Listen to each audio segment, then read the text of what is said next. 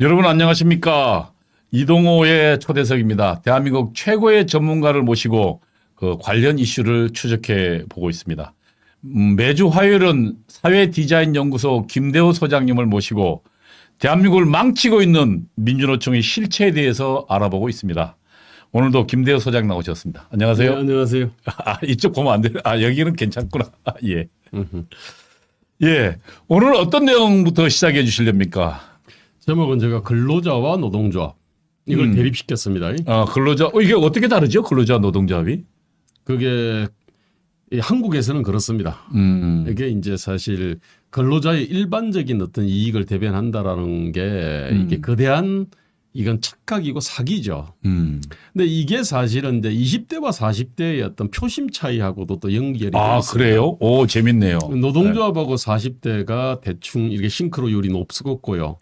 그다음에 근로자들하고 20대가 싱크로율이 높습니다. 근데 사실은 근로자하고 노동자하고 그 의미를 서로 다르게 쓰는 의미가 뭐죠? 아니 뭐 저 그냥 근로자하고 전 정확하게 말하면 노조원이죠, 노조원. 그러니까 노동자라는 의미는 사실은 노동과 자본의 대립 개념으로 나온 거죠.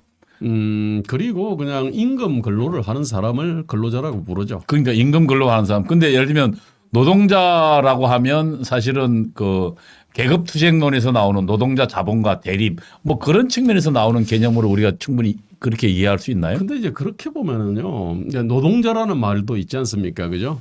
레이버. 그러니까 노동하는 사람들. 예. 그 다음에 또 워커라고 얘기합니다. 아니 그래서 우리 법에 보면은요, 대부분 근로자로 이렇게 씁니다. 거기는 좀 약간의 이 계급 투쟁 프레임이 있지 않습니까? 이 프레임이 별로 여기는 근로자에는 별로 반영이 안 돼 있고. 근로자는 주로 워커 일하다는 의미니까요. 그렇습니다. 그러니까 일을 하기에는 뭐 서로 협력해서 하기도 하고 그렇게 하기니까요. 그 레이버라고 하는 말 또 노동자라고 하는 말은 약간의 이제 그 어떤 계급 투쟁 적인 어떤 뭐라고 뉘앙스가 사실은 있습니다. 그러니까 왜냐하면 제가 이걸 왜 묻냐면 네네. 지금 문재인 정부 들어서 왜 2018년도 3월 달인가요? 네네. 그때 헌법 개정안 냈잖아요. 네네. 그때 그들 보니까 근로자는 말을 빼버리고 노동자란 말을 넣었더라고요. 네네네. 그리고 노동권이라고 딱 집어넣었더라고요. 근로권이 네. 아니고. 그래서 이제 그들이 뭔가 그 말을 썼을 때는 의도가 있다. 네. 결국 그거는 계급 투쟁의 입장에 있어서 그들이 지속적으로 쓰려고 아닌가라는 의심이 있어서 제가 한번 여쭤본 겁니다. 예, 오늘 이야기를 한번 해보시죠, 뭐. 저기 요즘 그 40대 표심이 참 특이하다는 거는 글쎄. 예, 지금은 이제 많은 사람들이 느끼고 있지 않습니까?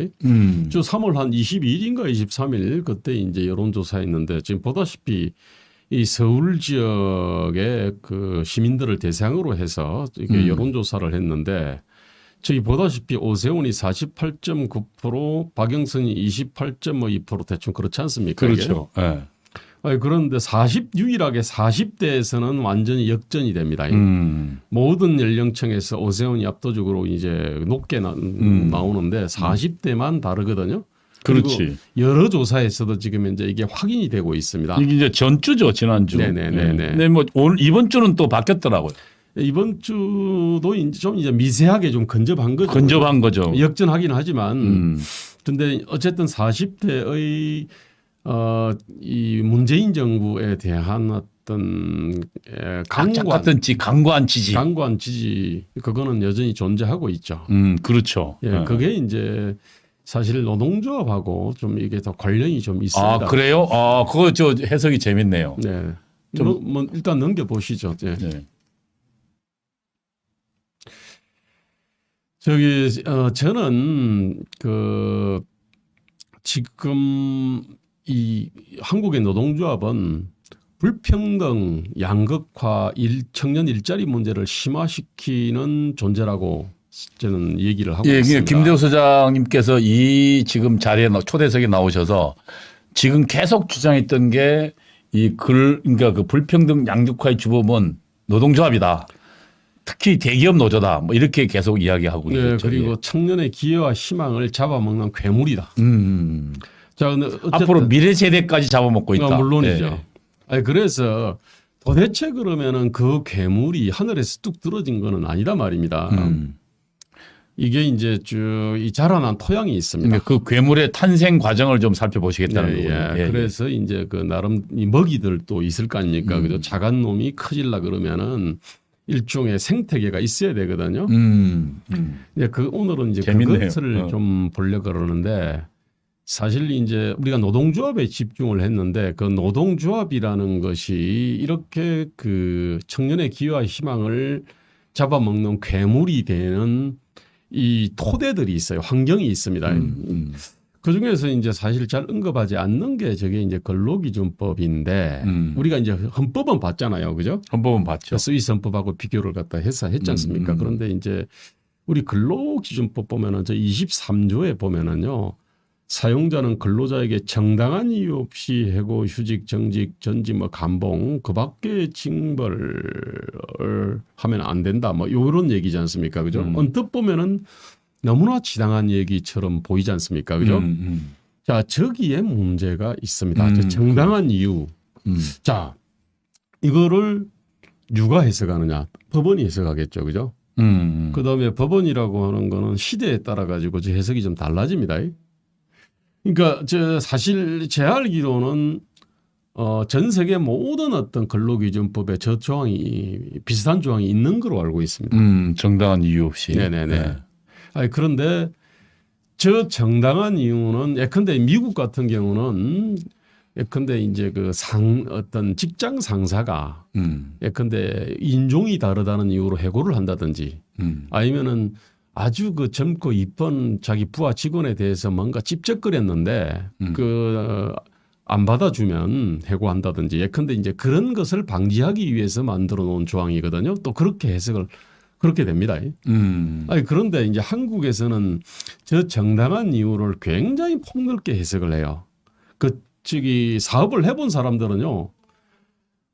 한국에서 사람 한 사람을 해고하는 것이 얼마나 어려운지를 다 절감을 합니다.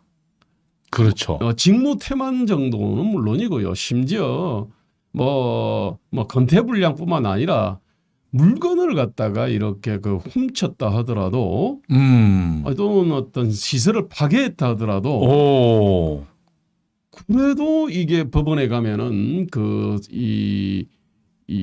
정당한 사유가 안 되나요? 정당한 사유가 이제 안 되는 경우들이 이제 많이 있어요. 그리고 이제 저게 시대에 따라 가지고 아니 월급 받으면서 일을 제대로 안 하면 그건 잘라야 되는 거 아닌가? 원래 이제 이게 상식이거든요. 네. 그 다른 모든 나라는 이제 그런 식으로 얘기를 합니다. 그러니까. 경영이 어렵거나 아니면은 아니 그리고 뭐 회사가 무너질 것 같으면 사람 네. 정리해야죠. 네, 그렇습니다. 근데 이제 그 부분이 굉장히 어렵게 돼 있습니다. 저게 일단. 이제 사실 저게 노동조합이 이제 강해지면요. 저게 이제 법원에 영향을 미치고 정치에 영향을 미치지 않습니까? 그죠? 그러다 보니까 저 정당한 이유를 갖다 굉장히 좁게. 상식적인 수준이 아니고. 예, 굉장히 어떤 협소하게 해석을 갖다 하거든요. 노동자한테 유리하게 해석을 합니다. 이제 사실 이제 저런 것들이 비정규직의 문제 내지는 일자리 문제를 악화시키는데 굉장히 큰 역할을 합니다. 저게.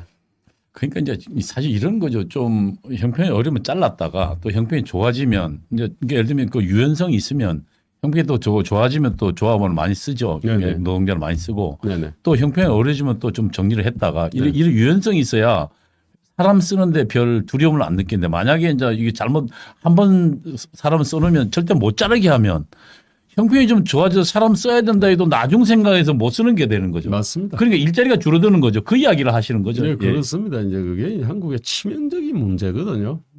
이제 그거는 이제 노동조합만이 만든 건 아니에요. 노동조합이 악화시킨 거는 분명합니다. 그런데 저게 사실은 또 공무원들의 이해관계하고 또 아이고 일치합니다. 그렇습니까? 그 다음에 이제 우리 법원이 판사나 이런 사람들이 이게 이 사업을 안 해본 사람들이지 않습니까? 그죠? 그러다 보니까 이제 약자의 눈물을 닦아줘야 된다는 신념을 갖고 판사가 된 사람들이 많이 있어요. 그러니까 그게 원정주의적이죠. 그러니까 그게 보니까 네네. 절대로 그 왜 막스 베버가 이야기한 것처럼 네네. 선한 의도가 절대로 좋은 결과를 초래하지 않는다는 비극적 현실. 네네. 예? 그러니까 예를 들면 선한 의도로 약자의 눈물을 닦아준다 하지만 사실상은 만약에 그 해고를 어렵게 해놓으니까 아예 노동자가 일자리를 못 찾게 돼버리잖아요. 그게 지금 내나 그런 비극적 현실하고 맞물려 있는 거죠. 그게 이제 기득권 노동만 확실히 보호를 하는 그러니까 거죠. 기득권 노동 한번 들어가면 아예 안 나오고 그 사람이 뭐 일을 제대로 하든 말든 성과가 있든 없든 대신 근데 새로 일자리 들어가고 싶은 사람들은 청년들이나 그다음에 이런 사람들은 그들이 꽉 들어가서 일자리 들어가지 못하게 그 이야기를 지금 이야기하는 거죠. 그게 지금. 이제 네. 바로 이제 저로 인해 가지고 40대들은 이제 이익을 많이 보는 거고요. 20대들은 그야말로 40대는 이제 기득권층이니까 이미 자리를 잡았으니까. 20대는 피눈물을 흘리죠. 그러면 이제 지금 김대호 소장 얘기는 지금 저들이 40대가 과잉 보호를 받고 있으니까 그들이 지금 문재인 정권을 지지하고 있다 이렇게 이야기하시는 사실은 거죠. 40대 전체보다는요. 40대의 좋은 직장을 갖고 있는 사람, 좋은 직장을. 공무원이나 정규직 공기관이나 예. 아니면 대기업 또는 은행 같은 규제 산업에 이제 그 정규직이 된 40대들은 아주 그 고용을 아주 경직되게 만들어 놓은 저 법의 혜택을 많이 봤어요. 그러니까 자르지 못하게 만들어 이미 들어간 사람은 못 자르니까 그 사람한테는 천국 같겠요. 네? 천국 같군요. 네? 저희 그 아까 23조만 얘기했는데 24조는 이제 경영상의 이유에 의한 해고의 제한 이렇게 되어 있습니다. 저게 이른바 이제 정리해고 뭐 그건데 저도 뭐냐면 긴박한 경영상의 필요가 있어야 한다. 저게 이제 요건입니다. 긴박한 경영상의 필요가 있어야 되고요. 긴박한. 예. 그런데 저거 다음에 그 해고를 피하기 위한 노력을 해야 되고 공정한 해고 기준을 설정을 해야 되고 그 다음에 이 노동조합하고 또 성실한 협의를 갖다 해야 되고 이제 이런 아주 까다로운 조건이 있는데 저게 이제 그 독일의 어떤 노동법에서 그냥 가져온 거거든요. 자 여기서 이제 그러니까 이제 그럼 긴박한 경영상의 필요다. 긴박한. 예, 근데 지금은 잘 나갔는데 갑자기 시장이 없어졌다든지 구매자가 없어지면은 이거는 이제 심각한 문제가 되지 않습니까? 문제가 되죠. 근데 이제 그거는 근데 그 전까지 흑자가 났다. 그럼 이거를 긴박한 경영상의 필요가 있는 거로 볼 거냐 말 거냐. 자, 이 부분은 이제 법원 판사가 해석을 하겠죠. 그죠? 그러니까 이제 원래 저런 것들은 긴박한 경영상의 필요라는 거는 원래 그 사용자가 가장 잘 압니다. 그렇죠. 경영자가 가장 잘 알죠. 근데 이제 문제는 한국에서는 저 필요를 이 법원 판사가 판단을 갖다가 하는 사업을 안 해본 사람이. 그래서 문제입니다, 저게. 아니 그리고 사업을 안 해봤으니까 지금 해외 시장 환경이나 국내 예를 들면 그 환경이 시장이 어떻게 바뀌는지도 모를 거 아닙니까? 모르죠, 그 사람들은. 지금 저러다 보니까요, 저기 세상의 어떤 시장도 모르고 기업도 모르고 경영도 모르는 이제 이 법원 판사들이 법조문만 달달 외웠던 사람들. 그 목숨 걸고 온 가족의 어떤 생계, 모든 거를 갖다 걸고 사업하는 사람들의 어떤 이 판단이 있지 않습니까? 이 판단에 대해 가지고 이걸 갖다가 옳았다 그렇다 이제 이렇게 판단하거든요. 만약에 그러면은 부당해고다 그러면은 엄청난 그럼 기존에 그럼 담보로 줘야 될 거 아닙니까, 그죠? 그렇죠. 이런 일들이 이제 그냥 뭐 많이 벌어지는 거거든요. 그러니까 이제 저런 것들이 한국에서는 정말로 사업하기 힘들다. 사람 채용하는 거를 갖다 굉장히 꺼리게 하는 거거든요. 저런 것들이. 그리고 이제 저런 긴박한 경영상의 필요라고 하는 것들도요. 그다음에 뭐 해고를 피하기 위한 노력이나 이런 어떤 것들도 노동조합이 이제 저런 걸 아주 엄격하게 운영하도록 하지 않습니까? 그죠? 그리고 쌍용차 같은 경우는 2009년에 정리해고를 했지 않습니까? 그런데 이제 쌍용차가 자신들의 어떤 생산성보다도 월등한 이 임금이라든지 복지 혜택을 누리다가 이 해고가 되니까 아니 뭐 다른 데 가보니까 그보다 한 절반이나 3분의 1 정도밖에 이제 못 받지 않습니까? 그러다 보니까 사람들이 죽음의 충격을 느끼고 지금 그래서 이분들 중에 한 30명 이상이 자살을 한 걸로 알고 있습니다. 자살뿐만 아니라 뭐 가정이 파탄 나거나 뭐 이런 일들이 많거든요. 그렇죠. 해고되면 뭐 가장. 네네. 자, 그러면은 이제 사람들은 일단은 저 사람들의 뭐 죽음을 갖다가 이렇게 멈춰야 되겠다. 내지는 저 사람들이 눈물을 닦아줘야 되겠다라고 이제 생각하는 거죠. 자, 그러면서 이제 이 쌍용차의 어떤 이 정리해고를 이게 사실 그때 이제 2심이 그랬습니다. 1심에서는 그냥 정당하다 그랬습니다. 쌍용차는 지금 엄청나게 어려운 회사였거든요. 그때도 지금은 더 어렵습니다. 지금 더 어렵죠. 근데 이제 1심에서는 이제 사용자 손을 들어줬다가 2심에서는 근로자 손을 들어줬어요.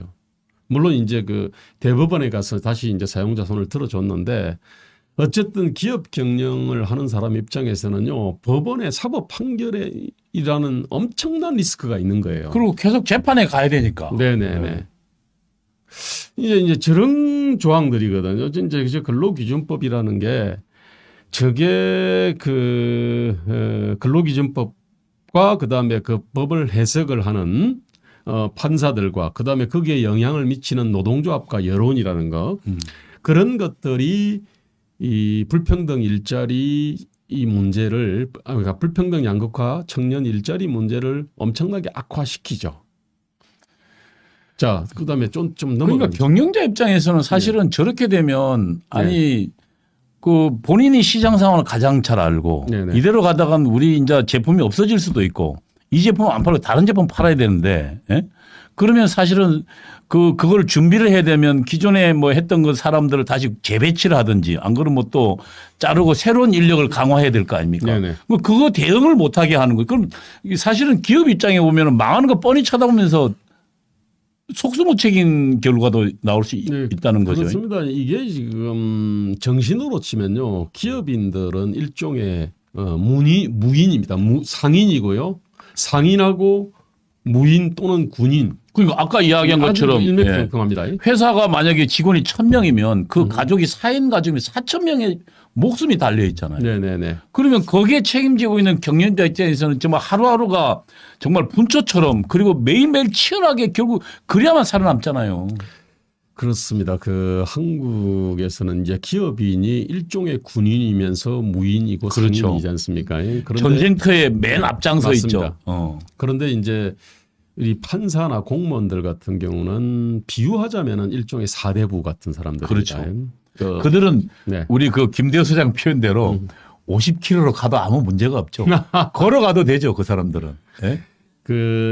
이제 그 사람들은 이제 자기들이 생각하는 나름대로의 어떤 도리를 가지고 판단을 하는 거예요. 그러니까 느려도 상관없잖아요. 네네. 기업인들 느리면 지금 회사 자체가 뭐 전망이 있을 수가 있기 때문에 네네. 그건 뭐 분출을 가지고 가고 있는데 저들 사대부들 신진 사대부들이죠. 네?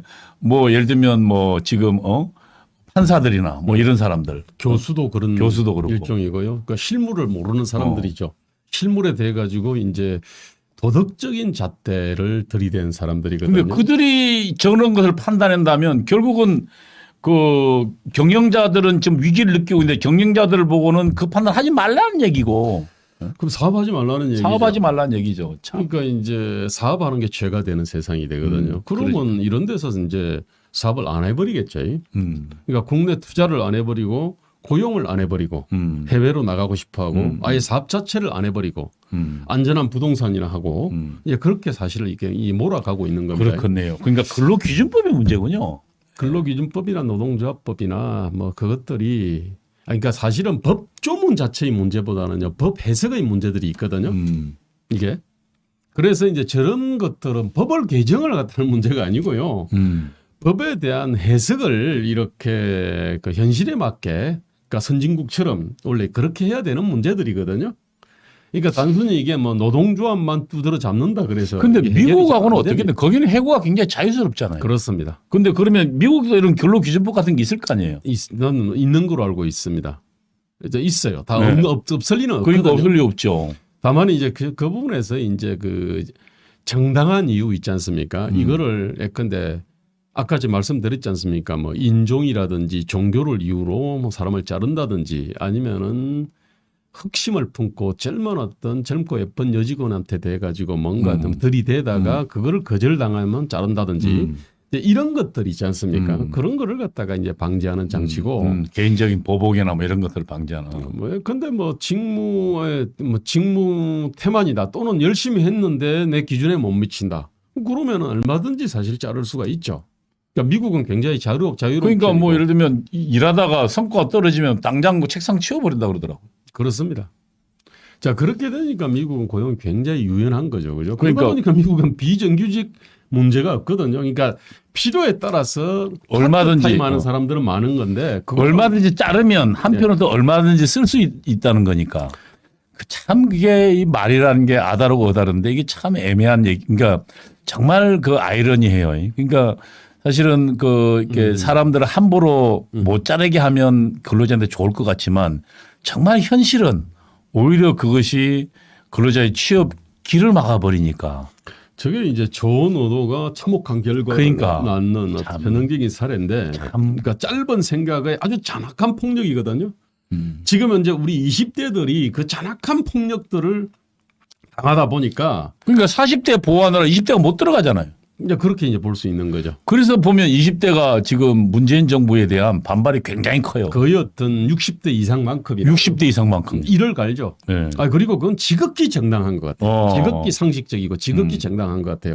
그런데 이제 철부지 50, 40대들은 야, 니들이 뭐 이명박 박근혜 시절을 갖다 겪어보지 못해서 그래. 그러는데 사실 가소로운 얘기죠, 사실. 진짜 철부지는 40대인데 40대 전체가 그런 것이 아니고요.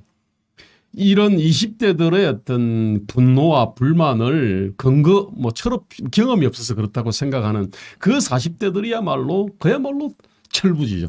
짧은 생각에 잔악한 폭력을 휘두르는 사람이라고 내가 볼 수 있습니다. 예. 그리고 저건 아니 이제 뭐 부당노동 행위다 그래가지고요. 이제 그 노동조합에 대해 가지고 뭐 이렇게 노동조합 활동을 갖다가 저지하거나 방해하는 저런 건데 저게 뭐냐면 사용자들의 노동조합에 대한 정당 방위를 다 불법화 시켜버렸거든요.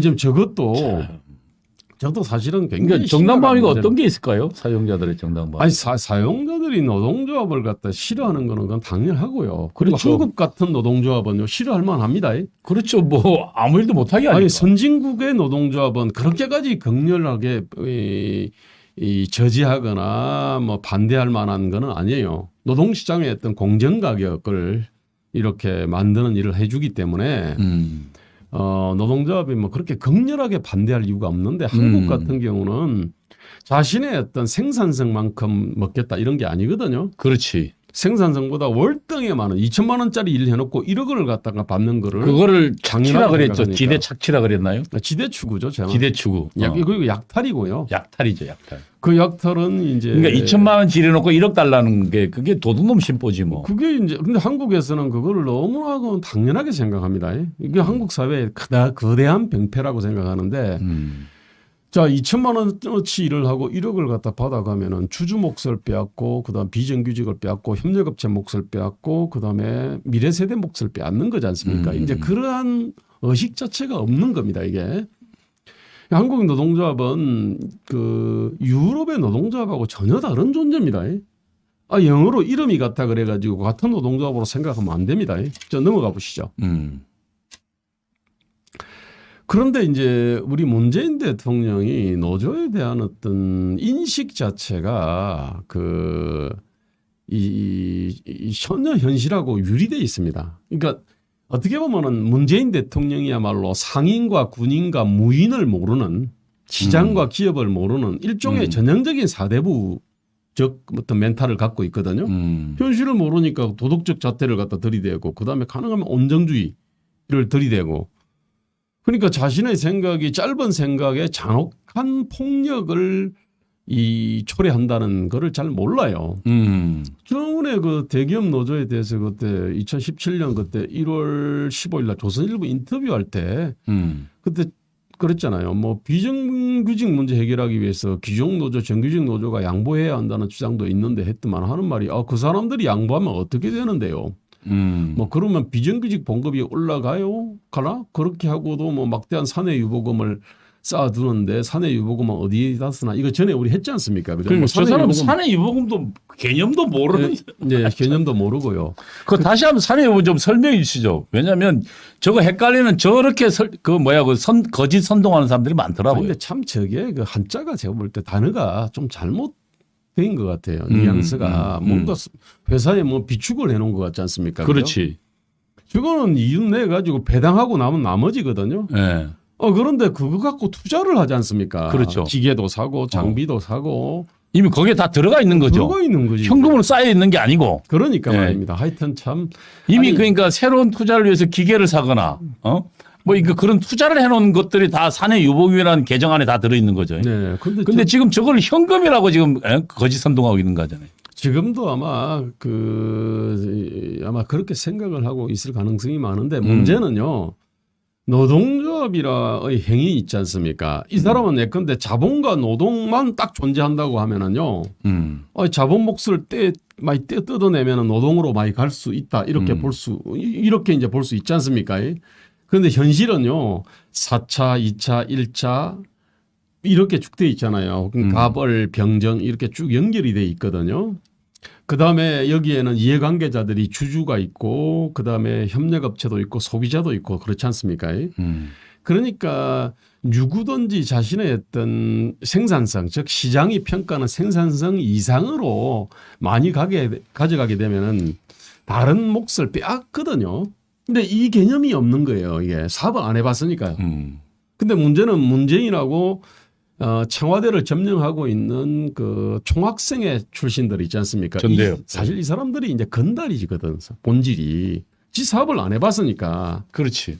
어디 들어가서 직장 생활도 제대로 안 해봤을 거예요. 그러니까 이제 민주 건달이라고 부르고 운동권 건달이라 부르는데 저 사람들은 시장과 기업과 뭐 이 기술에 대한 이해가 없으니까 아마 저런 문재인하고 비슷한 사고를 갖고 있을 겁니다. 그러니까 문재인의 이 사고의 가장 핵심적으로 잘못된 건 뭡니까? 시장과 기업을 모르는 거거든요. 그러니까 하나의 어떤 시장 생태계라는 걸 몰라요. 이게 그러니까 한쪽이 있지 않습니까? 한쪽이 그 시장이 어떤 평가하는 목보다 많이 가져가게 되면은 다른 사람들 피해를 본다. 될 것을 다 빼앗아가는 거다. 그 약탈이라는 사실을 알아야 된다는 거죠. 네, 그게 시장 생태계에 대한 얘기죠. 그걸 지금 문재인이 모르고 있다는 거죠. 네. 그게 정말 심각합니다. 저게 대기업 노조 어떤 노동개혁에 대해서 어떻게 생각하나 이렇게 물어봤는데 노조 조직률이 뭐 10%밖에 안 된다 뭐 이런 얘기 하거든요. 아니 노조가 10%라고 하는 게요. 한국 사회의 핵심 있지 않습니까? 공공기관 틀어지고 그 기관 산업 딱 틀어지고 있잖아요. 그다음에 아주 중추를 다 틀어지고 있습니다. 그렇지. 뭐 건강보험, 공간, 국민연금, 공당, 뭐 발전소. 그러니까 돈 많이 받고 대우 좋은 데는 다 틀어지고 있는 거죠. 그런데 그러니까 정말 필요한 사람은 없고요. 그러니까 이제 저쪽에서요. 저렇게 그 생산성보다 월등하게 많이 받게 되면요. 당연히 이 200만 명이 나눠 가질 몫을 100만 명이 나눠 먹지 않습니까? 그죠? 200만 아웃입니다. 자, 그러면서 전반적으로 요구 기대 수준을 쫙 끌어올립니다, 이게. 그렇지. 자, 그렇게 되면은 이 결국은 이제 이 가장 힘약한 쪽이 가장 이렇게 열심히 일하고도 제 몫을 못 찾아먹고요. 네. 아예 이제 청년들 같은 경우는 노동시장 자체에 들어올 수가 없는 겁니다. 아예. 어떻게 보면은 500만 명이 1000만 명 몫을 먹는 거거든요. 지금 대한민국은 딱 그냥 생산성하고 실제로 누리는 어떤 임금이나 복리후생 이걸 보면은요.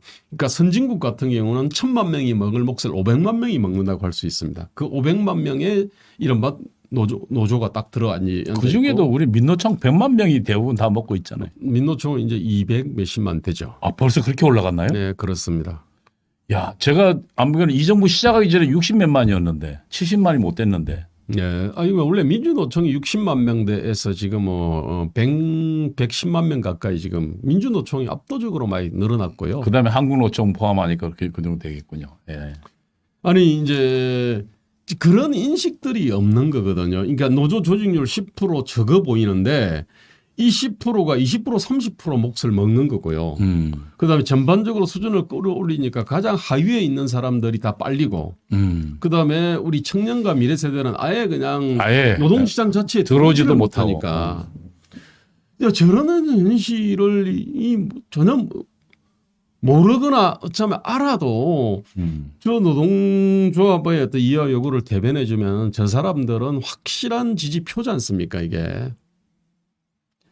자, 그렇게 되면은 정치적으로 이 자신들의 어떤 이 강고한 어떤 지지 기반을 만들 수가 있는 거거든요. 그러니까 나라 전체 지금 저는 지금 저출산 문제가 문재인 정부 들어와 가지고 가장 중요한 국정과제로 이 설정을 했습니다. 왜냐하면 이게 2002년부터 40만 명대 쭉 태어났고 2016년까지는 40만 명대 태어났는데 이게 이제 이러다가 대한민국이 소멸한다 하면서 그냥 난리 쳤거든요. 근데 2017년에 문재인 정부 딱 들어와서 문재인 정부도 이제 아주 중요한 국정과제로 잡았는데 바로 30만 명대로 떨어졌어요.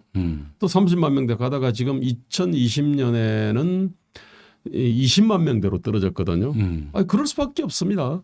지금 문재인 정부가 하는 거는 기본적으로 국내 투자와 고용을 위축시키거든요. 청년한테 그 기회와 희망을 갖다가 다 빼앗아가는 그런 정책만 쭉 펼쳤기 때문에 그러니까 이 사람들이 아니 출산을 갖다 결혼하고 출산하려고 그러면 뭐 어느 정도 일자리를 가져야 소득을 가져야 되고 일자리가 있어야 될 거 아닙니까?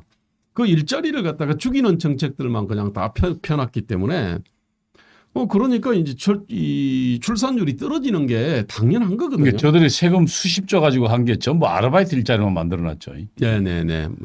그 뭐 알바 일자리 언제 끊어질지 모르는 알바 일자리 그것도 사실은 대부분 노인 일자리입니다. 노인 일자리죠. 네. 전부 표를 의식한 거죠. 그렇습니다 이게. 자 넘어갑시다. 지금 이제 이래 가지고요. 지금 그러한 정신을 이제 노동조합 및 노동관계조정법에다가 이제 잔뜩 반영을 해놨다는 얘기인데요. 뭐 이건 뭐 복잡하니까 이건 다음에 설명드리고요. 넘어가겠습니다. 이거 넘어가겠습니다. 이런 것들을요 그냥 하기 뭐 하니까 항상 이 OECD 기준을 팔지 않습니까, 그죠? 이 정부가 아주 좋아하는. 그러니까 자신들의 어떤 이 정당성 있잖아요. 자신들의 어떤 입법 행위라든지 입법 재개정 행위를 뒷받침하기 위해서 직관적으로 제일 그래도 그럴듯해 보이는 게 OECD 기준이지 않습니까? 원래 이제 공무원 숫자 늘릴 때도 그랬잖아요. 공공부문 81만 개의 근거도 그렇거든요. OECD하고 비교해 보니까 한국의 공공부문 총고용은 총고용의 7.6%더라. 근데 OECD는 21.3%좀 됐어요, 그때. 근데 거기가 그 중대한 그 통계적 그 허점이 있죠. 아니, 당연하죠. 이제 그게 뭐냐면은 예컨대 의료 있지 않습니까? 네. 우리 의료 인력이 100만 명 넘을 거 아닙니까? 그죠? 의사, 간호사, 간호, 조무사, 5만. 의료 인력들은 이 유럽들 같은 경우는 대체로 이제 그 공공부분입니다 이게. 그러니까 공공부분 고용으로 잡히고 그 다음에 교육 있지 않습니까? 그렇죠. 우리 사립학교 교직원들 있지 않습니까? 그 다음에 이제 유치원, 그 어린이집들 이쪽도 공공부문에 이렇게 그렇지. 포괄돼 있지 않습니까? 네. 근데 그런 기준을 사상을 해버리고. 그러니까 비교를 하려면 그런 기준을 갖다 놓고 네네. 그래서 예를 들면 뺄 건 빼고 더할 건 더해서 네네. 서로 비등하게 만들어 놓고 비교를 해야지 무조건 그냥 OECD 기준이라 하면 지금 사실은 통계를 위해 사람 속이는 거죠. 그런데 참 이런 무지막지한 짓이 이 곳곳에서 일어나는데 그때 논리가 그랬어요. 21.3%와 7.6% 차이를 그럼 우리 OECD 절반만 가자. 절반을 가려니까 이제 3%포인트를 올려야 돼요. 3%포인트가 그때 총고용의 3%포인트가 2,700만이 그거니 기준이니까 2,700만 곱하기 3% 하니까 그게 81만이 나온 거예요. 그런데 이제 옆에 일본 있잖아요. 일본은 7.9%였거든요. 한국하고 거의 비슷했어요. 그런데 그러면은 일본하고는 왜 그런 비교를 안 하는지. 일본이 사실 한국하고 비슷하지 않습니까? 그렇지. 보건의료 인력들이 그중에 아주 일부만 이렇게 공공부문 고용으로 돼 있고요. 학교도 마찬가지거든요. 어린이집이나 유치원도 마찬가지거든요. 우리가 일본에서 많이 제도 가져왔으니까. 그러니까 일본하고 비교를 갖다 하면 되는데 OECD를 들이대는 거죠. 그러니까 지금 저것도 마찬가지입니다. OECD에 보면은 우리가 그 OECD 아니라 진짜 아에로 이제 결사의 자유와 뭐 단결권의 보장 협약 여기에 네. 지금 한국이 비준 안 돼 있네. 네, 예. 그게 이제 비준이 돼 있으니까 야, 우리 그러니까 이제 OECD 아에로라든지 그러니까 선진국들 있지 않습니까? 그쪽에서는 한국에 대해 가지고 왜 당신들은 저런 거를 비준하지 않냐? 이제 자기들이 볼 때는 한국이 아까 제가 말씀드린 근로기준법이라든지 노동적 관계법이라든지 이런 거를 그러니까 근로기준 해고 기준이 어떻게 돼 있는지 모르잖아요. 정당한 이유를 얼마나 협소하게 해석하는지 모르거든요. 그렇지. 그러니까 지금 저 다른 나라들 특히 OECD 나라들은 해고도 자유롭고, 네. 그다음에 파업할 때 예를 들면 자기 그 사업장에서 못하게 하고, 예. 대체인력 투입할 수 대체 인력도 예를 들면 파업하는 사람 대신에 사람을 써서 그 기간에 공장을 돌릴 수 있도록 하죠. 예? 예. 그러니까 사용자도 나름대로 방어할 수 있는 여러 권리를 주면서 이게 저런 걸 협약하는데 우리는 지금 그게 다 없어졌잖아요. 예, 그러니까 이제 그런 것이 없는데 이 사람들은 이제 그에 대해서는 뭐 잘 모르거나 알아도 이분들 입장에서는 어떤 한국의 노동권 강한 게 자기들 입장에서는 서로 이제 국가 간에 경쟁을 하는 데 있어서 한국 노동권이 강한 게 자기들한테 그 이익이 될 거 아닙니까? 아이들 입장에서는 그렇겠죠. 어쨌든 뭐 노동자들만 어쨌든 나름대로 권익을 하는 기구니까. 예. 저쪽에서는 한국이 보면은 도대체 사업을 갖다가 할 수 없는 환경이 되면은 기업들이 자기 나라로 어쨌든 경쟁력이 떨어질 뿐만 아니라 사업을 이렇게 해외로 막 나가려고 그럴 거 아닙니까? 그죠? 그럼 자기들 입장에서는 뭐 나쁠 거 없잖아요. 그러네요. 그러니까 이제 한국에서 사업 못하면 해외로 나갈 테니까. 네네네. 참. 아니 그래서 저쪽은 뭐냐면은 딱 시비하기 좋은 게 아이로 협약들이 있는데 저기 유럽 국가들은 다 비준을 했단 말입니다. 근데 니들은 왜 비준하지 않니? 비준해라. 그 핵심이 뭐냐면은 결사의 자유를 더 보장해라. 저 얘기가 뭐냐면은 해고자도 노동조합에 가입시켜라. 그렇죠. 그 다음에 공무원들에 대해 가지고도 이제 그 예컨대 6급 이하라든지 이런 제한이 있거든요. 근데 그거 풀어라. 뭐 이런 거거든요. 근데 이제 한국에서는 노동자 그 공무원이 아주 특권적 지위를 누리고 있어요. 그 다음에 아주 강고한 어떤 고용 보장을 받고 있습니다. 그렇지. 자기 나라는 안 그래요. 이제 그런 것 때문에 이제 그런 걸 허용하지 않았는데 뭐 알 바 아니니까. 그래서 이제 노동조합의 단결권을 확대를 해라. 저 얘기거든요.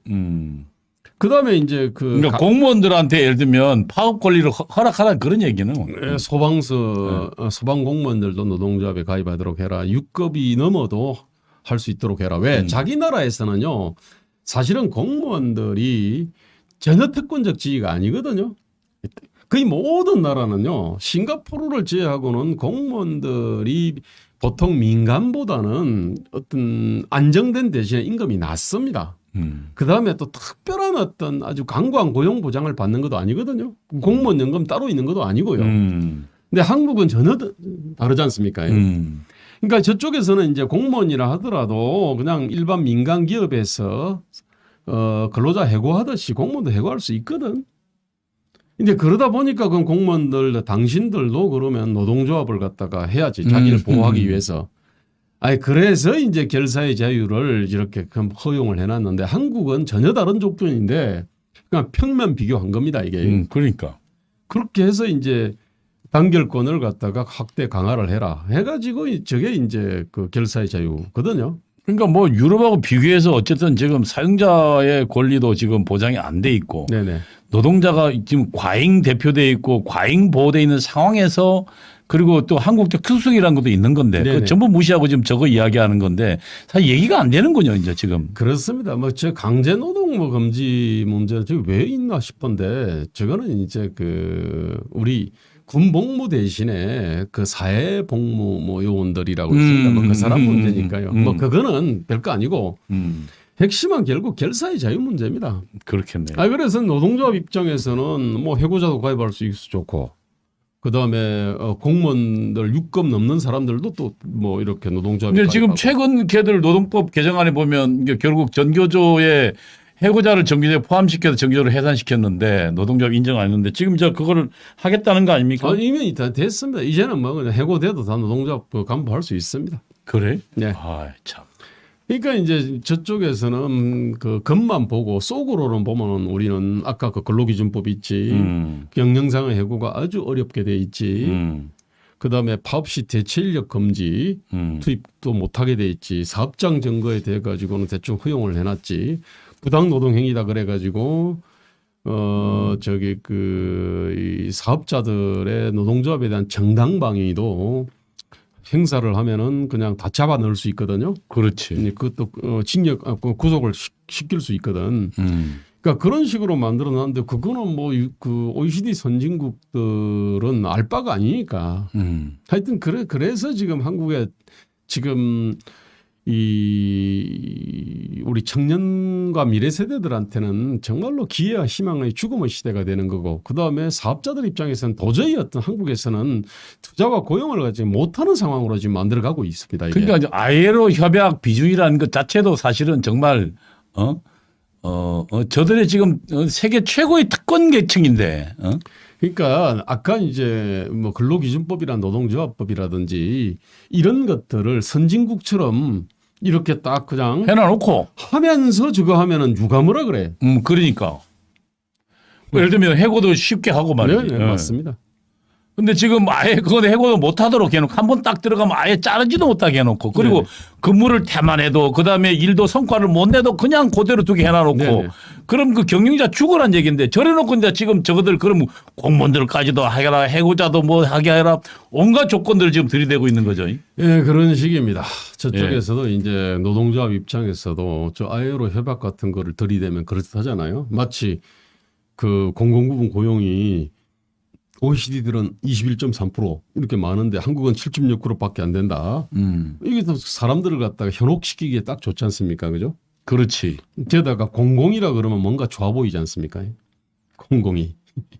그러다 보니까 이제 공공 영역을 확대를 하면은 뭔가 이 사회가 이렇게 좋아지는 것처럼 또 사실은 사진이 자유민주공화국에서는 사적인 개인 자치 영역이 확대되고 공공 영역은 줄어들어야 되는데 그렇지 않아요? 아니 공공 영역이라기보다는요 공공성은 강화돼야 되는데 그 공공성을 강화하는 방법은 시장 사적 자치 영역을 확대를 해야 돼요. 시장 자치와 협력 그 공동체 자치죠.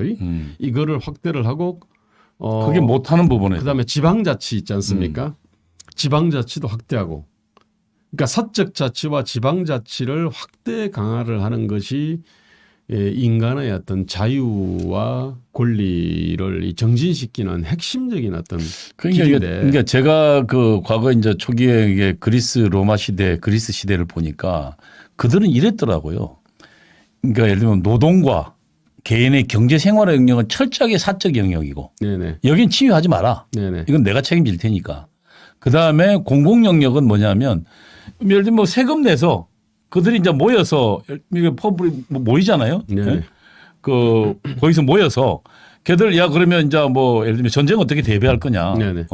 뭐 그다음에 우리 전체 인프라 어떻게 갈 거냐. 이런 것들을 공적인 영역으로, 그리고 그런 것들은 그런 개인들이 전부 협력해서 돈도 내고, 네. 그다음에 필요하면 병사로 참여도 하고, 네. 이렇게 해서 공적인 사적 완전히 갈라서 개인의 생활에 관한 영역은 철저하게 사적 영역으로 해놨더라고요.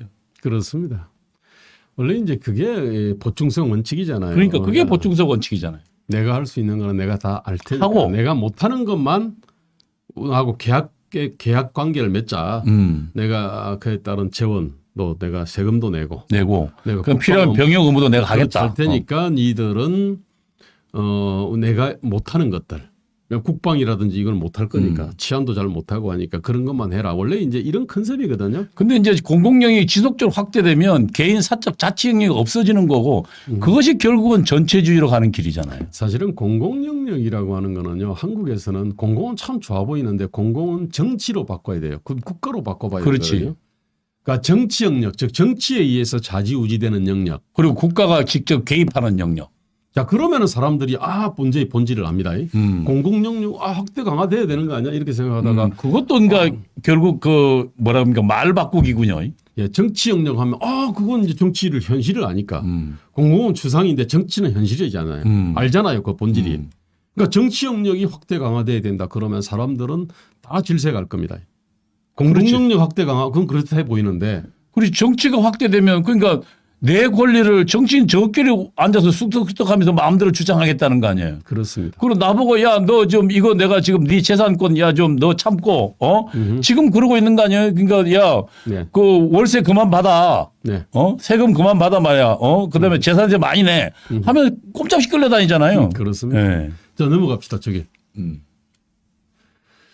자, 이건 그냥 넘어갈게요. 이렇게 해서 바뀌었다는 거고요. 쭉 넘어갑시다. 이거는. 자, 이제 지금 언론 문제를 얘기 좀 하겠습니다. 언론 문제를 얘기해야죠. 전국 아까 민주노총 산하기관에 전국 언론노동조합이라는 게 있습니다.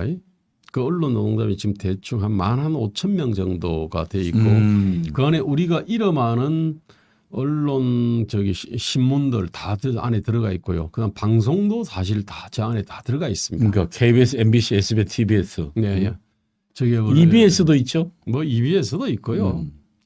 그 제가 이제 한 거는요. 지금 보십시오. KBS와 MBC는 사실은 저건 일종의 이제 권력이 다 틀어지고 있지 않습니까? 저걸 공영방송이라 부르는데요. 그렇지. 이미 이전부터 일종의 그 노영방송화돼 있었습니다. 노동자가 노동조합이 주인인 방송인 거죠. 사실은 그랬었는데, 그래서 이제 이명박 박근혜 시절에는 그 상당히 긴장 관계가 형성돼 있었습니다. 그래서 파업도 일어나고 그랬잖아요. 그런데 이 지금 문재인 정권은 저런 노동조합들하고 결탁한 정권이거든요. 그러니까 이제 저거는 KBS하고 MBC 지금 저 TV에서는 서울교통방송이지 않습니까? 그렇죠. 저기는 노동조합하고 그다음에 이제 권력이 이제 딱 그냥 한 통속이 된 겁니다. 이게 옛날에는 이 권력하고요 방송이 노동조합하고 긴장이 있었습니다. 그러니까 파업도 있었는데 지금은 아예 그냥 저 노동조합이 그 정권하고 완전히 그냥 붙어 먹어버렸거든요. 그러니까 파업이 없는 겁니다. 오히려 이전에 어떤 그 언론의 어떤 공공성을 지키려고 하는 그 사람들을 무자비하게 사실은 야비한 방식으로 탄압을 지금 해왔습니다. 내쫓아냈죠. 무슨 정상화위원회니 뭐 진실과 미래위원회니 뭐 해가지고 불법적인 인민위원회 같은 거 만들어서 불법적으로 사찰하고 감독하고 수사하고 그래가지고 다 내쫓거나 또 일부는 또 뭐 기자들 보고 저기 뭐 참고지기 시키고 뭐 이렇게 지금 해놨죠. 저들이. 그래서 저 보십시오. 이제 KBS, MBC는 원래 이제 이 권력 방송이고요. TBS도 권력 방송이지 않습니까? 자, 그런데 SBS는 민간 기업이지 않습니까? 그죠? 근데 저기엔 노동조합이 있잖아요. 근데 그 노동조합하고 이 정권이 결탁돼 있지 않습니까? 그러니까 이제 사용자들을 권력으로 압박을 하고 노동조합으로 압박하는 겁니다. 그러니까 이제 SBS도 이게 이게 이 노조 앵무새. 그러니까 SBS의 그러니까 최대 주주인 그 누굽니까? 그 창업자. 네. 그 사람이 지금 태영인가 그런 거죠. 예. 거기가 지금 전혀 지금 영향력 행사하지 못하고 있다는 거죠. 그렇습니다. 예. 그러니까 운영 과정은 거의 대부분 노동자가 다 하고 있다는 거, 노동조합이. 예. 그리고 그 밑에 보십시오. 우리 한국은요 권력 방송, 권력 언론이 무지하게 많습니다. 그럼 저렇게 되면 네. 사실은 방송 논조가 전부 예를 들면 노동조합이 갖고 있는 생각이 그대로 투영되는 거죠. 저 보십시오. 잠깐 다시 한번 더 봐요. 자, 그 YTN 주주 구성 한번 보세요. 근데 지금 눈이 좀 안 보이는데 YTN이 보면은 좀 키워보세요. 저게. 제가 읽어드릴게요. 한전 21.4%, 네. 한국인삼공사 19.9%, 네. 미래에셋생명 14.9%, 마사회 9.5%, 우리은행 7.4%. 자, 이쪽 합시다. 봐봐요. 한전 KDN 하고요. 두 개 하면 40%네요. 저게 공기업이잖아. 인삼공사 공기업이죠. 예. 그죠? 우리은행 공기업이잖아요. 우리은행도 법정 관리. 네, 그게 48%니까. 정권이 좌우죠. 마사회 공기업이죠. 거의 뭐 답이 나왔잖아요. 네, 60% 넘네요. 일단은 적어도 권력이 딱 틀어지고 있고요. 그다음에 그하고 결탁한 노동조합이 또 있을 것 아닙니까? 그렇지. 자, 그다음에 연합뉴스도 보십시오. 연합뉴스도 저 밑에 저기 보면은 저기 그 지분 구조를 보십시오. 어떻게 돼 있나? 키워보세요. 네? 지분 구조요? 예, 저 밑에 그 빨갛게. 예. 자, 뉴스통신진흥회, 한국방송공사, 문화방송. 저것도 역시 권력이 다 틀어지고 있는 그러네요. 겁니다. 뉴스통신진흥회 30%, 네네. 한국방송공사가 27%. 그럼 이거 두고 해도 57%네. 거기다가 문화방송 20%. 그러니까 뭐 말할 것도 없네요. 말할 것도 없죠, 그죠? 자, 70%가 80%네요. 자, 그다음에 아까 저기 부산일보라든지 뭐 광주일보나 이 지역 언론들이 있습니다. 근데 이 지금 지역 언론들은요 광고 기반이 없어요. 이 사람들은 주로 이제 토목 건축 업자들 말고는 그러니까 정부하고요 토목 건축 업자 그러니까 정부나 지자체하고 토목 건축 업자들 말고는 저기다가 광고를 갖다가 내는 데 별로 없거든요. 그러니까 저건 민간이라 하더라도요. 아마 저건 뭐 부산일보나 뭐 광주일보 등등등 지역 언론들은 민간일 텐데 이거는 결국 정부나 지자체에서 흘러나오는 돈하고 그다음에 토목 건축 업자들의 어떤 광고 있지 않습니까? 그거 말고는 먹고 살 수 있는 어떤 소득 기반이 없는 겁니다, 이게. 아니 그래서 이제 부산에 예컨대 이제 가덕도 그 완전히 그 돈 몇십 조를 갖다가 가덕도 앞바다에 쓸어 넣는 거나 마찬가지거든요. 돈다발을 갖다가 던져서 난방하는 거나 마찬가지인데 근데 그게 부산 지역 언론들 있지 않습니까? 어쨌든 가덕도 하게 되면 부산의 토목 건축업자들이 있지 않습니까? 그 토목 건설업자들은 어쨌든 밀감이 막 생기게 돼 있습니다. 자, 그러면은 그 사람들이 부산에 있는 여러 가지 언론에 대해 가지고 다 뭐 광고나 이러저런 거를 통해 가지고 그러니까 지금 가덕도 하라고 좀 난리를 그렇습니다. 하고 있는. 그다음에 그 제가 보기에는 지금 KBS, MBC, SBS, TV 전부 다 노동조합이 장악하고 있으면은 네. 노조에 반대한 사람은 철저하게 저들이 탄압하겠군요. 그게 지금 우리 김대호 소장 당한 거 아닙니까? 그거 좀 소개를 해 주시죠. 바로 그건데요. 김대호 소장이 계속적으로 노동의 문제를 제기하고 있었잖아요. 그래서 김대호 소장이 지난 총선에 나가니까 저들이 아주 그냥 악의적으로 기획해서 결국 김대호 소장의 후보 자격을 박탈하는 일을 했잖아요. 그 내용을 좀 소개해 그 주시죠. 핵심이 바로 저 YTN이 그러니까. 중심이었는데요. 네. 자 넘어가겠습니다. 이거는 지금 최근에 문제된 겁니다. 이게. 지금 오세훈 후보도 지금 저렇게 왜곡하고 있는 저 거고. 내용 한번 보십시오. 이게 편파 보도. KBS가 오세훈 후보 내곡동 땅 문제만 갖고 9일 이후 14번이나 흠집내기 보도를 했다. 아니 지금 네. 저거만큼 지금 우리 김대호 소장도 당한 거니까 그 문제로 직접 한번 가보시죠. 뭐. 네, 저쪽은요. 그래도 저런 식으로 의원들이 많이 있으니까 항의 그러니까 항의 방문도 했으니까. 하고 하지만. 근데 이제 저 같은 경우는 개인이니까. 일방적으로 그냥 때려버리면 그러니까 노동조합에 계속 반대하면서 이 노조가 문제다.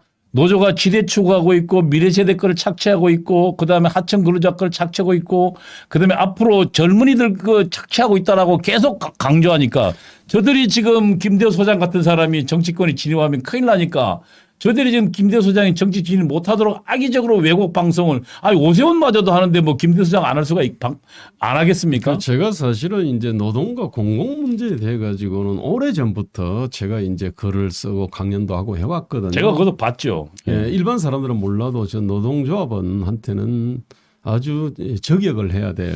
그 내용을 한번 보시죠. 저들이 어떻게 왜곡했는지. 넘어갑시다. 예, 넘어가. 좀 띄워보시죠. 원래 이제 제가 그 결정적으로 제명이 된 거는 그겁니다. 그러니까 지역에 장애인 체육관을 지을 때는 나이 들면 다 장애인이 되니 그래서 시설 지을 때 장애인만 이용하도록 하지 말고 장애인과 비장애인이 함께 이용할 수 있는 시설로 만들어야 된다. 그래야 그거를 많이 장애인 비하 반응이라고 저들이 이야기했죠. 이게 뭐냐면 나이 들면 다 장애인 요거를 딱 잡은 거거든요. 근데 이거는 뭐냐면은 장애인을 배려하자는 거예요. 그렇지. 장애인과 비장애인이 함께 나이 들면 걷기도 힘들어지고. 예? 네. 그리고 취지가 장애인 그 나이들 그러니까 장애인과 비장애인이 함께 사용할 수 있는 시설로 만들어야 많이 만들 수 있잖아요. 그렇지. 예산도 많이 투입할 수 있고. 그래야 이제 또 장애인을 이건 장애인 배려 발언이 맞거든요. 그렇지. 장애인 배려 발언. 근데 이건 나이 들면 다 장애인 요 말을 갖다가 장애인 비하 발언이라고 바로 그 YTN 있지 않습니까? YTN이 뻔뻔지라고 MBC가 받고 KBS가 받고. 자, 방금 이것들이 전부 다 노영 방송이면서 권력 방송입니다. 이게. 그렇지. 그러니까 이게 엄청나게 확대된 거죠. 그리고 지금 저들이 지대 추구하고 있는 자들이죠. 예? 예, 그러니까 이제 지금 오세훈 같이 거대 야당과 범야권이 사실은 다 이 뒷받침하는 오세훈에 대해서도 저렇게 편파적으로 그래서도 굉장히 힘들잖아요. 보도를 하는데 제 같은 사람에 대해 가지고는 오죽했겠습니까? 이제 그게 사실은 근데 그렇게 되니까 김종인과 황교안은 거기에 대해 가지고 맞서 싸우거나 일개 지역구민이 판단할 문제다라고 해서 덮어버리가 그것도 아니고요.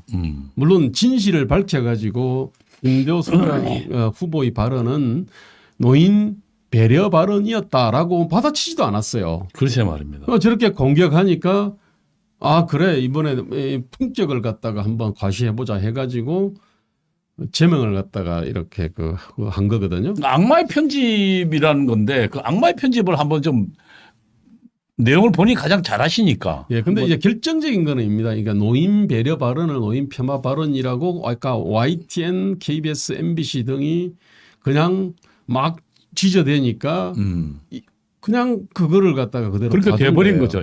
예. 아 이제 그렇게 되니까 또 원래 선거 전에는요. 원래 이제 뭐 말꼬리 잡고 막 그냥 뭐 폄하하고 뭐 그렇게 하지 않습니까? 근데 이거를 갖다가 제명으로 덜컥 받으니까 이게 진짜 큰 뉴스가 돼버린 거예요.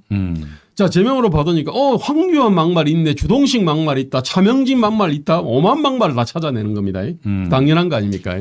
선거 전략으로도 지극히 어리석기 짝이 없었거든요. 자, 그런데 이 전에 발단이 있지 않습니까? 그러니까 요 사건 이게 결정적이었는데 그 전에도 그 하루 전에도 이제 사실 그 발언이 있었습니다. 그 발언이 이제 바로 이제 이 30대 중반에서 40대하고 이제 그 관련이 돼 있는 건데 그거 좀 키워보시죠. 그거는요. 그때 저 내용이 제가 이제 관악에서 선거운동을 하다 보니까요. 60, 70대 반응이 아주 뜨거웠습니다. 그 다음에 30대 중반에서 40대가 싸늘하더라고요. 아니, 그래서, 근데 20대는 중간쯤 되는데, 이게 왜 그럴까, 이제 생각을 갖다가 하다 보니까, 그날 이제 그 얘기를 제가 이제 한 겁니다, 이게. 근데 이분들의 얘가 30대, 저기 이제 노랗게 제가 칠했는데, 30대 중반에서 40대는 저게 뭐냐면은 미래통합당에 대한 어떤 반감, 비호감이 논리가 아니다 그랬어요. 논리에 기반하고 있지 않다. 이게 막연한 정서다. 원래 이제 사람이라고 하는 그렇죠. 거는요. 사람은 이성과 그러니까 감성 혹은 네, 직관으로 움직이니까. 네네. 그 두 개가 다 있는 거니까요. 네네네. 그 뭐 정당한 이야기 한 거죠. 근데 이제 이 정서다. 그래서 이제 저기에 사람들은 비호감도를 낮춰야 된다. 원래 요 얘기가 핵심이지 않습니까? 그런데 이제 이거는 기본적으로 이분들 생각은 이게 이 수구 보수 뭐 냉전 기득권 이게 뭐 보수를 그렇게 이제 보니까 거기서 저런 정서가 이제 생겨나거든요. 모든 어떤 우리 문제들 있죠. 한국 사회 문제들은 전부 수구 보수 냉전 기득권 미래통합당으로 대표되는 이쪽으로 인한 거다라고 이제 이렇게 생각을 갖다 하고 그것이 정서로 나타나는 거예요. 그러니까 제가 지금 다시 보니까 네네. 제가 좀 읽어보드릴게요. 네네. 이분들이 네. 대한민국이 어떻게 이만큼이라도 네. 이렇게 성장 발전했는지에 대해서 네. 그 구조나 원인 동력을 모르다 보니까 네네. 기존의 발전 동력을 무참히 파괴한 쪽으로 그렇게 움직이고 있다는 게 네. 문제의 핵심. 굉장히 정확한 지적이죠. 맞습니다. 그리고 30, 40대, 30대 중반에 40대는 논리가 아닙니다. 그냥 막연한 정서입니다. 네. 논리라면 예를 들면 사실은 지금 이들이 우리가 싫어하는 것은 이러이러하게 대한민국을 파괴했고 이러이러하기 때문에 근거를 내놓고 이야기하는데 근거 없이 지금 그냥 싸늘하게 하니까 그거는 사실은 이제 직관이라는 게 작동하는 거거든요. 네네. 그러니까 데니얼 카네면은 사람이 그렇게 이야기했어요. 우리 인간은 기본적으로 생각이라는 것 중에 90% 직관이 하고 네네. 10%가 이성이 논리가 한다. 그럼 그거에 뒤에 보면 뭐 당연한 얘기죠. 그렇게 이야기한 거를 막연한 정서이다. 이거는 거대한 무지와 착각이다. 사실은 굉장히 정확한 이야기를 분석적인 얘기고 토론할 만한 얘기를 한 건데 그 이야기를 지금 30, 40대 비하반으로 몰아간 거죠. 예, 저거를 갖다가 바로 어떻게 요약했냐면요. 저기 무지와 착각이라는 거는 연구소를 하는 사람한테는요 입에 배입니다. 사상 이념이나 예컨대 종교인이나 무티라는 건 알지 못한다는 거고 지식의 부족이라는 거, 착각이라는 것은 잘못 알고 있다는 거잖아요. 예, 그러니까 뭐냐면은 종교인들이나 이 사상 이념 운동하는 사람들은 저거는 주사파 사회주의한테 현혹돼서 그렇다. 주사파 사회주의의 사주를 받는 거다. 예, 근데 보통 이런 식으로 얘기를 갖다 하는데 연구소를 하는 사람 입장에서는요. 그래도 모든 문제를 지식의 문제에서 찾을 수밖에 없어요. 착각을 깨주고 무지를 가르쳐주고 그럴 거 그렇지. 아닙니까? 예, 연구소 예. 원래 본업이. 근데 그러다 보니까 저는 이제 저 막연한 정서는 기본적으로 거대한 무지와 착각에서 기반하고 있다. 이렇게 이제 발언을 했는데 이거를 갖다가 어떻게 외우겠냐면은 30대 중반 40대가 아니고 그냥 3040 논리 없고 무지해. 이렇게 딱 했어요. 완전히 뉘앙스가 달라져 버리거든요. 자, 이제 그렇게 되니까 저거는 아주 열받게 만들려고 저렇게 이제 쓴 거죠. 그렇죠. 저게 이제 지금 그 뒤튼 거죠. 네. 네. 문제는 저렇게 이제 썼는데 저것들을 아까 YTN이나 저기 MBC 뭐 노영 방송이 받은 거죠. 예, 뭐 이런 데가 다 받았고요. 그러니까 그건 뭐 다 한톡속들이니까. 왜냐하면 노동자, 그러니까 지금 저들의 노영 방송, 특히 이 기득권에 기반한 노동조합, 특히 공공노조, 대기업도 이 노동조합의 그 실체들을 폭로하고 그들과 맞서 싸우는 김대호라는 사람이 굉장히 불편했겠죠. 저들 입장은. 예, 그러니까 저거를 갖다가 3040 논리 없고 무지 뭐 이렇게 하니까 내가 만약에 3040이라 하더라도 열받겠더라고. 저들의 정치권 진입을 막는 예를 들면 공작이 시작된 거죠. 예. 저기는 뭐냐면은 정치적 이해관계도 있고요. 노동조합의 이해관계도. 그러니까 두 개가 다 결합된 있습니다. 거죠. 그러니까 김대호라는 사람의 그러니까 정치 진입을 막는 저들의 공작이 시작된 거죠. 하니까 문제는 또 그거를 또 김종인 그 당시 총괄선대위원장이 그렇게 막 하니까 그거를 갖다가 변호하거나 변호를 못해도 그건 뭐 지역구민들이 판단할 문제다라고 이렇게 한 게 아니고요. 같이 덩달아 저를 디스를 한 거죠. 디스를 했습니다. 제가 보기에는 김종인이라는 사람이 당시 저 때만 해도 이제 사실 패배할 거라는 게 예측이 이미 나오고 있었잖아요. 네네. 그러니까 그 패배 책임을 그러니까 막말로 돌린 거예요. 저는 그렇게밖에 볼 수가 없어요. 저는 비겁한 거죠. 네, 그렇습니다. 예. 그러면서 하는 말이 과거 운동권이었다가 변신한 사람이기 때문에 뭐 자기에게 맞지 않는 것에 대한 감정적 표현을 한 거. 그다음에 그 사람 성격상의 문제가 있다고 생각한다. 이렇게 얘기했거든요. 이게 그 안철수에 대해서 정신이 이상하다 그랬잖아요. 저한테는 성격이 이상하다고. 그러니까 저것도 말입니다. 저렇게 말한 사람이 보통 성격이 이상하죠. 그 교양 있는 사람이라면 저런 표현 잘 안 쓰잖아요. 예, 연구소를 하는 사람한테는요, 무지와 착각이라는 말들이 몸에 딱 배입니다. 왜냐하면은 무지와 착각과 모든 걸 싸우는 사람이잖아요. 연구소로. 예. 다음 이야기 좀 소개해 주시죠. 저 사람은 뭐냐면은 아까 안철수한테 정신 이상, 저한테 성격 이상이라고 얘기한 거는요. 제가 볼 때는 아마 집에서 아마 사모님이나 아니면 주변에서 그거를 얘기를 많이 듣거나 많이 하는 것 같아요. 그건 좀 자, 그건 개인적 감정 좀 넘어가시죠. 예. 네네. 다음에요.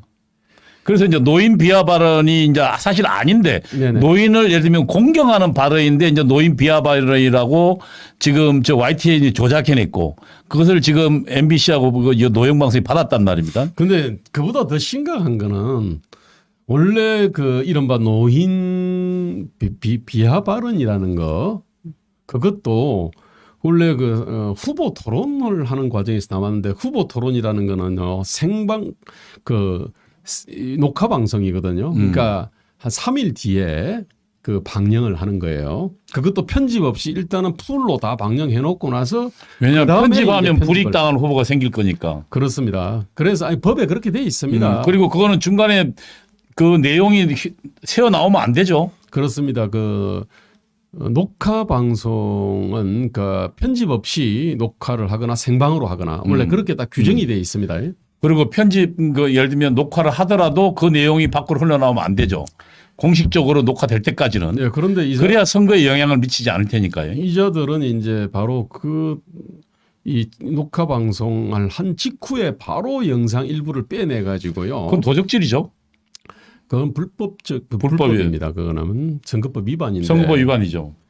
그걸 빼내 가지고 거기다가 이틀 연속 세대 비하 발언을 한 후보. 영상까지 딱 만들어 가지고요. 그러니까 그럼 저들이 불법적으로 공개하면 안 되는 예를 들면 그 편집한 거는 그거는 그 방송 될 때까지는 절대 밖으로 나오면 안 되는데 네네. 그게 이제 우선 그 불법이 하나 했고 네네. 그다음에 또 하나는 그 내용을 또 비틀어서 네. 예? 그들이 내용을 조작해서 편집해서 악마적으로 편집해서 노인을 공경 발언을 노인 폄하 발언으로 만들어서 지금 그들이 내보냈고 그것을 예를 들면 불법적인 것을 지금 MBC, SBS 다 받은 거죠. 근데 더 중요한 건 제가 열받는 건 저거를 지금 우리 당의 선대위원장이 받아서 결국은 우리 김대우 소장을 선거 하루 앞두고 자른 거 아닙니까? 예, 투표일 하루 전에 그러니까 투표 하루 앞두고. 투표일이 4월 10일이었잖아요. 네. 그런데 저는 4월 9일 날 아침에 이제 저기 제명을 갖다 했고 제명을 해놓고 나서요. 그 그리고 서류를 갖다가 우리 김대우 소장한테 뭐 서면 기회도 안 줬죠? 아 그렇습니다. 아 저는 그 도대체 어디서 징계위를 하는지도 몰랐고 징계위원도 몰랐습니다. 이번에 이제 윤석열 할 때는 보니까요 시간하고 장소 징계위원까지 다 이렇게 원래는 징계하기 전에 본인 소명을 우선 받도록 돼 있잖아요. 야, 그렇습니다. 아니, 어디서 하는지, 누가 징계위원인지, 언제 어디서 하는지. 자, 그뿐만 아니고요. 그 다음에 이제 당헌 당규에 보면은 재심 신청을 10일 안에 하게 돼 있습니다. 제가 당연히 재심 신청을 했습니다. 그런데 일단은 바로 1심 딱 빼서 바로 이제 그 최고 열어가지고 사형 집행을 해놓고 나서 재심은 그 다음날 했어요. 이거 웃긴 거죠. 원래 1심, 2심, 그 다음에 3심 이렇게 돼야 되는데 제가 이제 재심을 요청을 했으니까 그러면은 이게 기업이라 그러면은요 이거는 무조건 부당해고입니다 이게. 왜냐하면 절차를 완전히 건너뛰어 버렸거든요. 그래서 이거는 뭐냐면 절차도 아니고요. 사유는 더더욱 아니고요.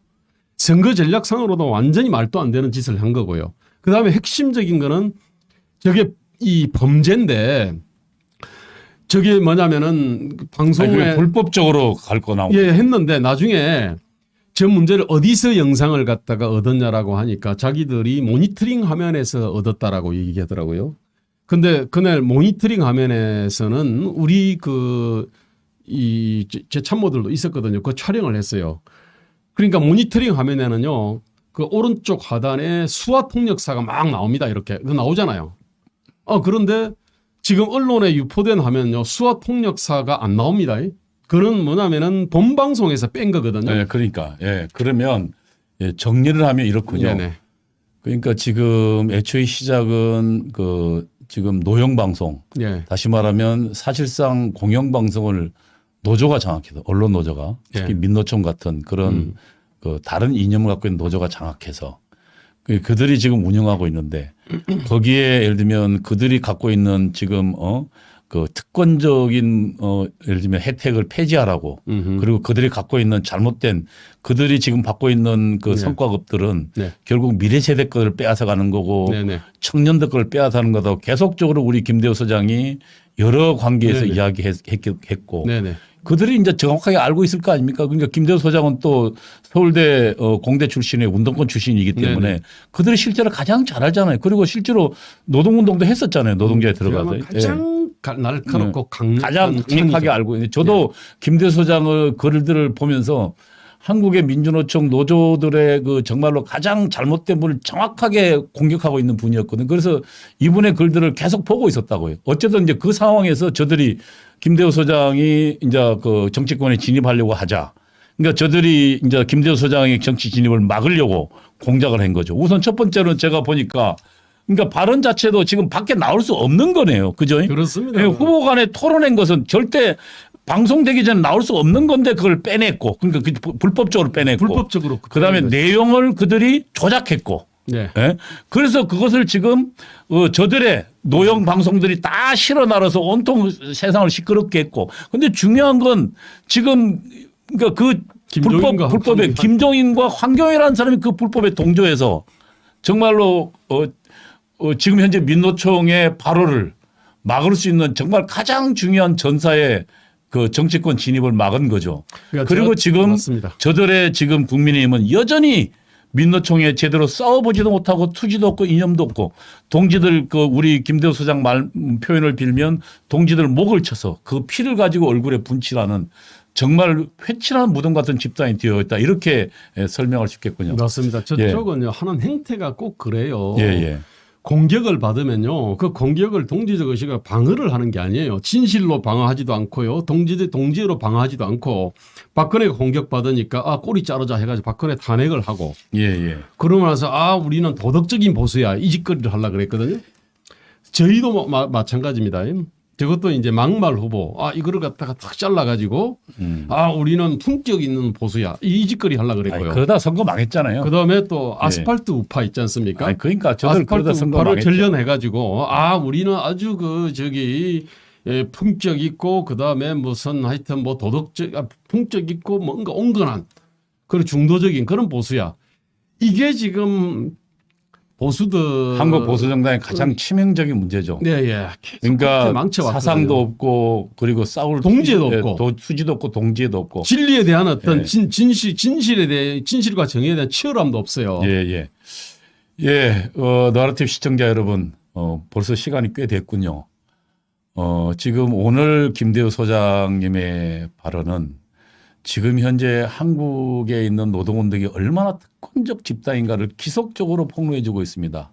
그리고 맨 마지막에 소개해 드렸습니다만 김대우 소장의 이 발언 때문에 김대우 소장은 지난 총선에서 자신의 뜻을 펴보지도 못하고 자신의 동지라고 생각되는 저 국민의힘 특히 김종원 비대위원장한테 결국 후보 자격을 박탈하고 그래서 뭐 금전적 손해도 뭐 어마어마하잖아요. 왜냐하면 그렇습니다. 거기에 참여하면 15% 지당 받으면 다시 거기에 들어간 선거 비용은 보존받는데 그거에 뭐 수억을 써서 그 선거 비용에 다 네네. 투자해 놓고 보존받지도 못하고 맞. 거의 뭐 패가망신 지경에 이를 정도로 물론 뭐 그렇게 되지는 않습니다. 제가 그 김종인에 대해 가지고 황교안한테 저기 손해배상 청구합니다. 예, 예. 어쨌든 지금 적어도 민노총의 파괴적인 대한민국 파괴형도 가장 잘 알고 있는 투사를 이렇게 망쳐놨습니다. 그리고 지금